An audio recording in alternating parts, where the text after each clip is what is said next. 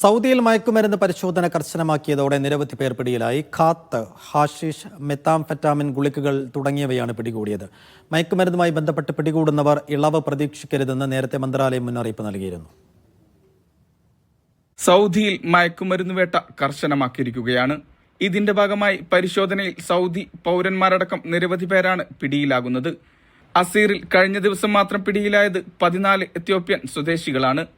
260 kilogram കാത്ത് മയക്കുമരുന്നിലകൾ കടത്താൻ ശ്രമിക്കുന്നതിനിടെയാണ് വല വീണത്. ബോർഡർ ഗാർഡ് പട്രോളിംഗിനിടെയാണ് അറസ്റ്റ്. 28 കിലോ കാത്തുമായി മറ്റൊരിടത്ത് പിടിയിലായത് 4 എത്യോപ്യൻ പൗരന്മാരാണ്. അസീർ മേഖലയിൽ നിന്ന് കാത്തുമായി പിടികൂടിയത് സൗദി പൗരനെയാണ്. 11 കിലോ കാത്താണ് ഇയാളിൽ നിന്ന് പിടികൂടിയത്. മറ്റൊരു എത്യോപ്യൻ സ്വദേശി പിടിയിലായത് 80 കിലോ കാത്തുമായാണ്.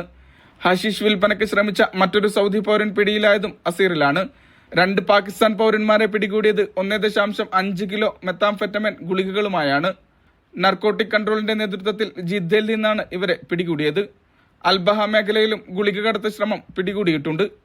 മയക്കുമരുന്നിനെതിരെ സന്ധിയില്ലാ സമരം പ്രഖ്യാപിച്ചിരിക്കുകയാണ് രാജ്യം. പിടിയിലാകുന്നവർ ദയ പ്രതീക്ഷിക്കേണ്ടതില്ലെന്ന് നേരത്തെ മന്ത്രാലയം മുന്നറിയിപ്പ് നൽകിയിട്ടുണ്ട്. Mishal Cherpulassery, media 1, Riyadh.